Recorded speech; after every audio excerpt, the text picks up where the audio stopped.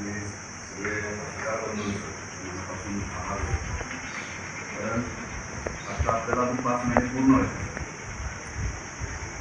अंदाजे 5 महिने पूर्ण व्हायच्या अगोदर आपण एक तालुक्याला चांगली बातमी देणार, आनंदाची बातमी. ही आनंदाची गोष्ट एवढं मोठं मंजूर करणं आणि तालुक्याचा त्या शेतकऱ्यांचा सोन्याचे दिवस होता शेतकऱ्याला येणार आहे.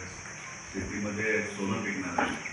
त्याचबरोबर रेल्वेचा बारामती फलटण रेल्वेचं काम प्रगतीपथावर आहे. ते अत्यंत जोरात काम चालू आहे. आता बारामती फलटण दोनच रेल्वे चालू आहे. पंढरपूर फलटण रेल्वेचं काम पण आता सुरू होतं. फलटण तालुक्यामध्ये रस्त्याची कामं मोठ्या प्रमाणात चालू आहेत. 285 कोटी रुपयाचं काम आपण आता बघता असेल. आसूपासून गेलीपर्यंत रस्त्याचं काम आपलं चालू आहे. अत्यंत चांगलं काम चालू आहे. त्याचबरोबर असे अनेक रस्ते, नायगोमवाडीचा रस्ता आहे. नायगोमवाडीची MIDC आपण थोड्या दिवसात मंजूर करून आणतो. बऱ्यापैकी सगळ्या तिच्या शासकीय ज्या मान्यता वगैरे बऱ्यापैकी कम्प्लीट होत आहे. म्हणजे असा विकासाचा धडाका आपण लावला. शहरांमध्ये शासकीय इमारतीसाठी आपण 8 कोटी रुपये आणले. रेव्हेन्यू क्लबसाठी आपण 5 कोटी रुपये आणले. आपण उपळ्याला क्रीडा संकुलासाठी 10 कोटी रुपये आपण मंजूर केलेले आहेत. नगरपालिकेसाठी आता परवा 6 कोटी रुपयाचा निधी आपण मंजूर करून घेतोय. त्याच्या अगोदर आपले 70 कोटी रुपयाची कामं पालखी रोडचं काम चालू आहे. म्हणजे खासदार साहेबांच्या माध्यमातून आणि आता त्याचबरोबर माझं सहकार्य या 5 महिन्याच्या खासदार साहेबांना तालुक्याने आमच्यावरती विश्वास ठेवला, त्या नेतृत्वावरती विश्वास ठेवला. त्या विश्वासाच्या जोरावरती आम्ही आता विकास कामाचा धडाका लावला आणि अशा तऱ्हेनं आपलं काम सगळं विकासाचं काम चालू.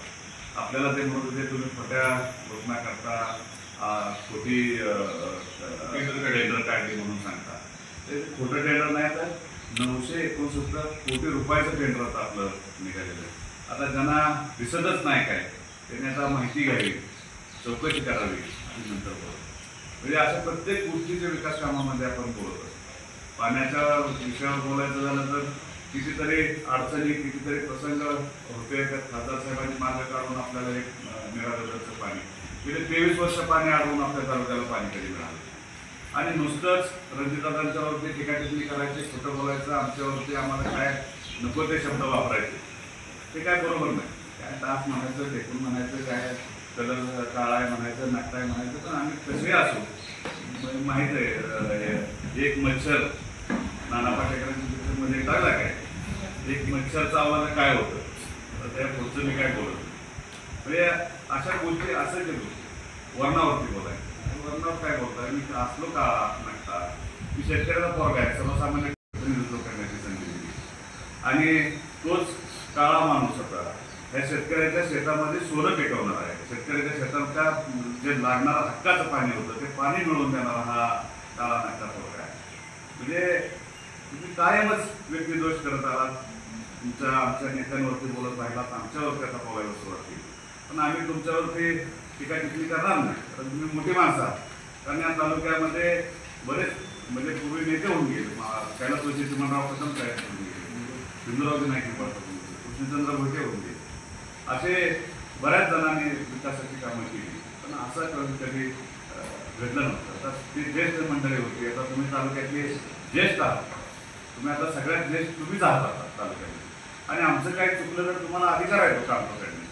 आम्ही असं म्हणत नाही आम्ही जर चुकत असलं तर तुम्ही सर्वात आता ज्येष्ठ तुम्हीच राहिला आणि तुम्हाला तो अधिकार आहे आमचं काम पकडण्याचा. आमचं चुकलं तर आम्हाला समजून घ्यायचं किंवा चुकलं तर सांगण्याचा, हे सुद्धा आम्ही तुमचं मान्य करू. आता पण तरी सुद्धा काहीतरी काढायचं, काहीतरी बोलायचं, पाण्यावरती बोलायचं. 26 गावाचा पाण्याचा प्रश्न आम्ही मांडला होता. काय उत्तर कोरेगावमध्ये आपण होताच ना, मी तोच विषय घेतला होता. ह्याच्यापेक्षा वेगळं काय बोललो होतो की 26 गावाला पाणी मिळालंच पाहिजे. त्या इतक्या वर्ष गेल्या पिढ्यानपिढ्या दुष्काळ चालू आहे, पण पाणी अजून तिथं पोहोचलेलं नाही. आपण त्या क्षेत्रामध्ये काम करत होता, त्या विभागाचे तुम्ही मंत्री होता, तेवढंच बोललो होतो. मग संबंधित विभागाचे मंत्री असल्यानंतर जबाबदारी असते ना आपल्या तालुक्याला, आपल्या मतदारसंघाला, आपल्या शेतकऱ्यांना न्याय मिळवून द्यायचा, उत्तर तरुणाच्या हाताला काम मिळवून द्यायचं आपली जबाबदारी. आणि जबाबदारी टाळून चालत नाही आणि जबाबदारीला पाठीमागा सरून सुद्धा चालत नाही. म्हणजे ह्याच गोष्टी बोलतो. ह्याच्यापेक्षा काय तुमचं वेगळं काय तुम्ही काय बोलू नको. मग त्याच्यावरती बोलायचं काय माहिती आहे, काय हे माहिती आहे, सगळं माहिती आहे. लवाद काय असतो, लवाद कसा काय असतो, लवादात 585 TMC पाणी आपल्या महाराष्ट्राला मिळालेलं आहे. म्हणजे 585 TMC मिळालेलं आहे. तो लवाद बचाव कमिटी साली तो 1969 साली तो मांडला आणि 1975ला तो बचाव कमिटीच्या अध्यक्षतेखाली तो मंजूर झाला. 585 TMC पाणी आपल्या महाराष्ट्राला मिळालं. 611 TMC पाणी आपल्या कर्नाटकला मिळालं आणि माझ्या माहितीप्रमाणे 711 TMC पाणी आंध्र प्रदेश आणि तेलंगणा मिळालं. ह्या सगळ्या गोष्टी आम्हाला लवाद पण कळतोच ना. दुसऱ्या लवादात काय झालं, 666 TMC आपल्याला पाणी मिळालं. त्याच्यानंतर कर्नाटकला माझ्या माहितीप्रमाणे 907 मिळालं आणि आंध्रला 1005 मिळालं.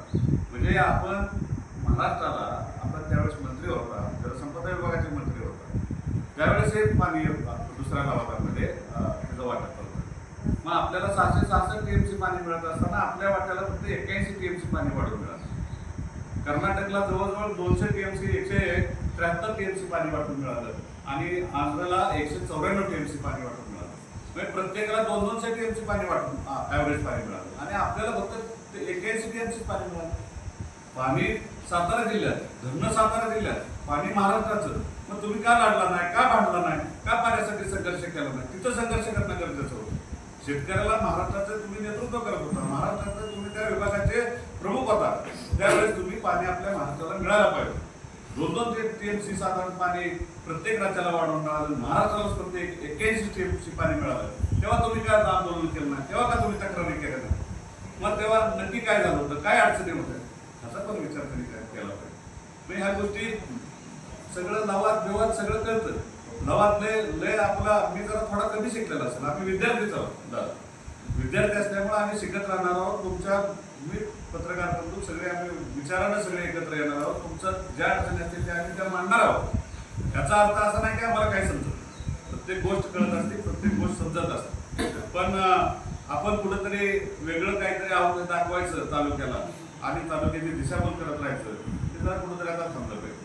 आपण पाण्यासाठी संघर्ष करतोय तर 100% संघर्ष करायची गरज नाही. आपण पाण्याचं टेंडर मंजूर करायला आपण संघर्ष करतोय. कारण आमचं नेतृत्व रणजित नाईक निंबाळकर खंबीर आहे. त्यांच्याबरोबर माझ्यासारखा सर्वसामान्य शेतकऱ्यांच्या कुटुंबात जन्मलेला पोरगा, शेतकऱ्याची अडचण असणारा पोरगा, शेतकऱ्याची तळमळ असणारा पोरगा.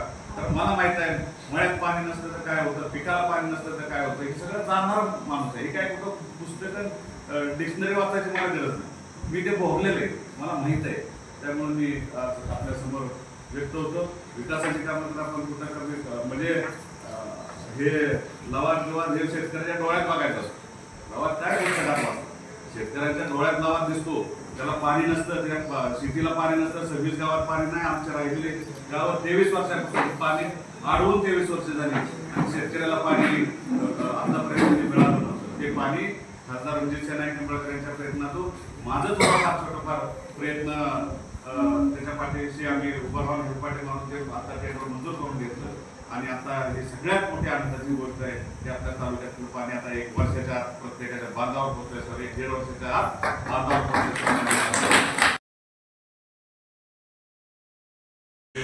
तालुक्याने आमच्यावर विश्वास ठेवलाय, आमच्या नेतृत्वावर विश्वास ठेवलाय, ॲडव्होकेट निजामाबाई नाईक निंबाळकर यांच्या नेतृत्वावर विश्वास ठेवलाय. आम्ही सगळे मिळून एकत्र, आमचं एक कुटुंब आहे आणि कुटुंबाचं प्रेम आमची ताकद आहे. सर्व तालुक्यातले आमचे प्रमुख कार्यकर्ते असतील, आमचे जे मंडळ असतील, ह्याच्या ताकदीवरती आम्ही काम करतोय. आम्ही दोघंच फक्त करत नाही, तर आमचा अख्खा तालुका आमच्या पाठोवर आहे. 3.5 लाख लोकांचा आम्ही आता प्रतिनिधित्व करतोय. 3.5 लाख लोकांनी आमच्यावर विश्वास ठेवला आहे आणि विश्वासाला आम्ही सडापुढे जाऊन द्यायचं आहे, एवढंच या निमित्तानं तुम्हाला सांगतो आणि माझा आता जास्त थांबवतो.